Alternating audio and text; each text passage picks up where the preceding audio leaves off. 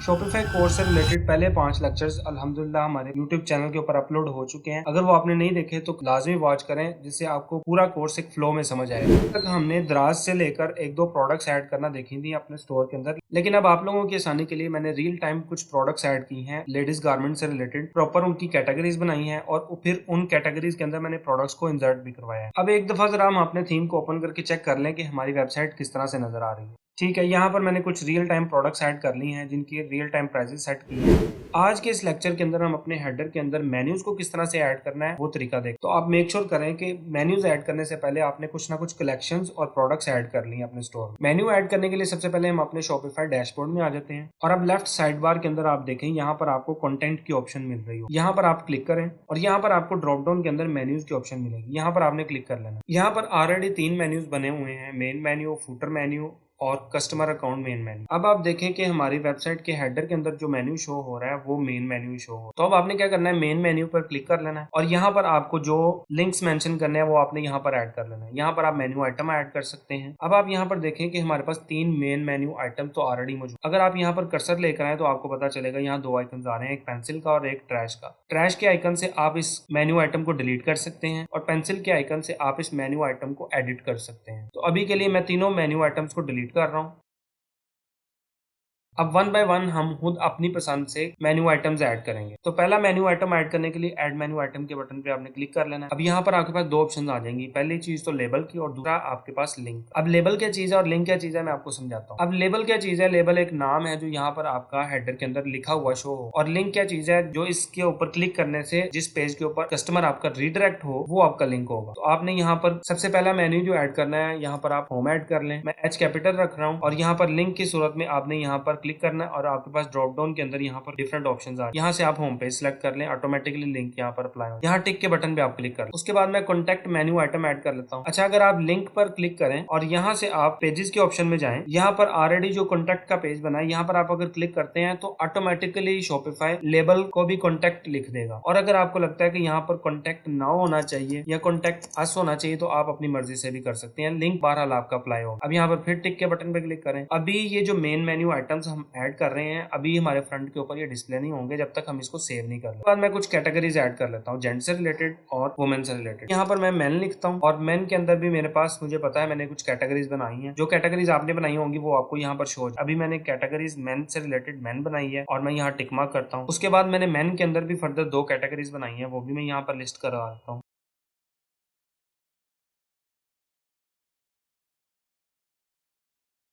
उसके बाद मैं वुमेन की कैटेगरी भी ऐड कर लेता हूँ।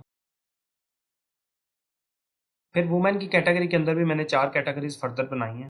अब आप देखें मेंस की कैटेगरी के अंदर भी जो 2 मेरे पास अनस्टिच और स्टिच की थी वो भी मैंने ऐड कर ली, और वुमेन की कैटेगरी के अंदर मेरे पास 4 कैटेगरीज थी जिनको मैंने ऐड कर लिया।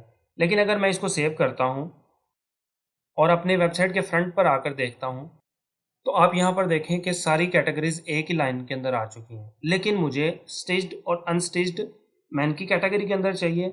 और इसी तरह जो मैंने सब कैटेगरीज वुमेन की बनाई थी, लॉन, शिफॉन, 2 पीस और 3 पीस, ये वुमेन की कैटेगरी के अंदर चाहिए।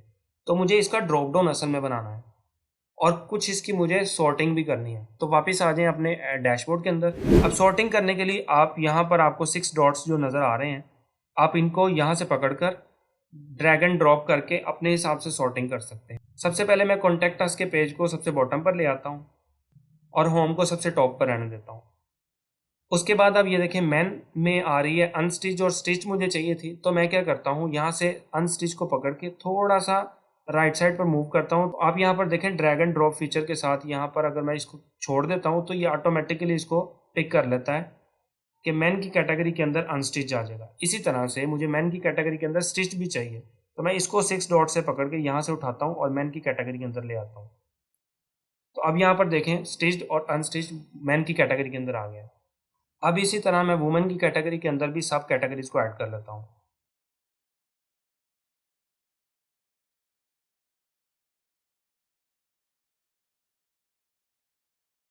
इस तरह से अब देखें मैन की कैटेगरी के अंदर 2 कैटेगरीज और वुमेन की कैटेगरीज के अंदर 4 कैटेगरीज आ चुकी हैं। अब मैं इसको सेव करता हूँ और अब फ्रंट पर आकर मैं जब पेज रिफ्रेश करूँगा, अब जब मैं माउस को किसी भी कैटेगरी के ऊपर लेकर आता हूँ तो आप देखें ड्रॉप डाउन एक प्रॉपर बन रहा है और उस ड्रॉप डाउन के अंदर आपको डिफरेंट कैटेगरीज जो आपने ऐड की थी मेन्यू के अंदर वो आपको शो हो रही हैं। अब ये था तरीका हमारा मेन्यू क्रिएट करने का और मेन्यू को फ्रंट एंड के ऊपर शो करवाने का। लेकिन अब आप में से कुछ लोग होराइजन थीम की बजाय किसी और थीम पर अगर काम कर रहे हैं तो बाज़ औक़ात ऐसे चांसेस हैं कि आपको मैनुअली जाकर ये सेट करना पड़ता है कि आपके हेडर के अंदर कौन सा मेन्यू शो हो। तो उसका तरीक़ेकार भी मैं आपको बताता हूँ। अभी देखें मेरे केस के अंदर होराइजन थीम के अंदर अगर मैं यूज़ कर रहा हूँ तो इस केस के अंदर तो ऐसा सिनेरियो है कि ऑटोमेटिकली मेन मेन्यू शो हो रहा है। लेकिन बाद ऐसे थीम होते हैं जिसके अंदर आपको मैनुअली जाकर हेडर के अंदर मेन्यू सेट करना पड़ता है कि आपको कौन सा मेन्यू यहाँ पर शो करवाना है। तो उसका तरीक़ेकार भी मैं बताता हूँ। अगर ऐसा सिनेरियो है कि आपका यहाँ पर हेडर में मेन्यू शो नहीं हो रहा तो उसका तरीक़ेकार मैं आपको बता देता हूँ। आपने चले जाना है अपने थीम के अंदर, यहाँ से आपने इसको एडिट थीम करना है। जब आप एडिट थीम के बटन पर क्लिक करेंगे तो आपके पास शॉपिफाई का थीम का एक कस्टमाइज़र ओपन होगा। अब ये कस्टमाइज़र एक बड़ी इंपॉर्टेंट चीज़ है वेबसाइट का लेआउट डिज़ाइन करने के लिए। जब थीम के ऊपर हम काम कर रहे होते हैं, अपनी वेबसाइट की लुक बना रहे होते हैं, मेन पेज रेडी कर रहे हैं या किसी भी चीज़ को रेडी करने के लिए हमें बहुत से ऑप्शन कस्टमाइज़र के अंदर मिल जाते हैं। तो जब आप कस्टमाइज़र ओपन करेंगे तो यहाँ तो आप माउस को हेडर के ऊपर लेकर आएँ और यहाँ क्लिक करें। क्लिक करने के बाद आपके पास राइट साइड में एक बार ओपन हो जाएगी। यहाँ पर आप देखें कस्टमर अकाउंट के अंदर मेन्यू की ऑप्शन है। यहाँ से आपने वही वाला मेन्यू सेलेक्ट कर लेना है। आप इसको रिप्लेस कर सकते हैं।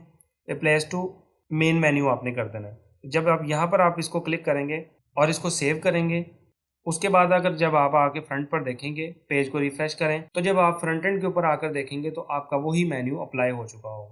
तो आई होप इस वीडियो के अंदर आपको अच्छे से पता चल चुका होगा कि मेन्यू क्या होता है, मेन्यू को किस तरह से क्रिएट कर सकते हैं और इसको फ्रंट एंड के ऊपर किस तरह से डिस्प्ले करवा सकते हैं। अब इसी तरह जैसे आपने शॉपिफाई के अंदर मेन्यू क्रिएट किया है और उसको फिर हेडर के ऊपर डिस्प्ले करवाया है, इसी तरह से आपने मेन्यू एक क्रिएट करके उसको फूटर में भी डिस्प्ले करवाना है। तो अभी आप यहाँ पर देखें कि फूटर के अंदर एक छोटा सा लिंक यहाँ पर लगा हुआ है टर्म्स एंड पॉलिसी से रिलेटेड, लेकिन आपने इसको प्रोफेशनल मेन्यू की फॉर्म में शो करवाना है। तो उसको भी एडिट कर लेते हैं। आप शॉपिफाई डैशबोर्ड में आ जाएं सबसे पहले, उसके बाद आप कंटेंट में आ जाएं, मेन्यूज में आएँ, फूटर मेन्यू पर आप क्लिक कर लें, यहाँ से इसको डिलीट कर लें और उसके बाद आपने यहाँ पर वही लिंक्स ऐड कर लेने हैं। अब जरा मैं क्विकली उन्हीं लिंक्स को दोबारा यहाँ पर ऐड कर लेता हूँ ताकि हम फूटर में भी इसको डिस्प्ले करवा सकें। इसको मैं सेव करता हूँ, फ्रंट पे आता हूँ, पेज रिफ्रेश करता हूँ, बॉटम तक स्क्रॉल कर लेता हूँ। तो यहाँ पर आप देखेंगे फूटर पर अभी मेन्यू अप्लाई नहीं हुआ। तो उसकी रीज़न क्या है, फिर हम कस्टमाइज़र में जाएंगे, यहाँ से आपने कस्टमाइज़र में स्क्रॉल बॉटम कर लेना है, यहाँ पर आप फूटर पर ले आए कर्सर या फिर यहाँ से आपको लेफ्ट साइड बार में भी ऑप्शन देखने को मिलेगा। आप यहाँ पर यूटिलिटीज़ के सेक्शन पर जब होवर करेंगे तो यहाँ पर ऑटोमेटिक वो साथ रिफ्लेक्ट करना स्टार्ट कर।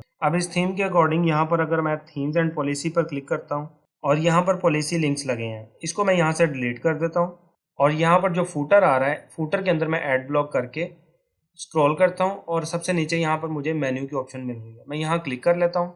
अब यहाँ पर आप देखें कि मेन मेन्यू यहाँ पर अप्लाई हो रहा है, लेकिन मेन मेन्यू के बजाय हमने, आपको याद है ना, फूटर मेन्यू एक क्रिएट किया है यहाँ पर दूसरा। आपको मैं दिखाऊं, यहाँ पर मेन्यूज़ के टैब में एक मेन मेन्यू हमारा था और एक हमारा था फूटर मेन्यू। तो अब हमने फूटर मेन्यू यहाँ पर शो करवाना है फ्रंट पर। तो मैं यहाँ पर आके इस पर क्लिक करूँगा और उसके बाद आप राइट साइड बार में देखें यहाँ पर मेन मेन्यू सेलेक्ट है, इसको मैं जस्ट रिप्लेस कर दूंगा फूटर मेन्यू के साथ। तो अब आप यहाँ पर इसको सेव कर दें, आप यहाँ पर देखेंगे कि फूटर के अंदर फूटर मेन्यू अप्लाई हो चुका है। अब मैं इसको फ्रंट पर देखता हूँ, इसको पेज को रिफ्रेश कर लेता हूँ, पेज को स्क्रॉल टू बॉटम कर लेता हूँ और अब आप यहाँ पर देखें कि फूटर मेन्यू इजीली अप्लाई हो रहा है। तो अगर आप हमारे चैनल पर नए हैं तो अभी आप चैनल को सब्सक्राइब करें और बेल आइकन का बटन लाजमी प्रेस करें ताकि शॉपिफाई का नेक्स्ट 7th लेक्चर की नोटिफिकेशन आप तक इंस्टेंट पहुंच सके। मिलते हैं एक नेक्स्ट वीडियो के साथ।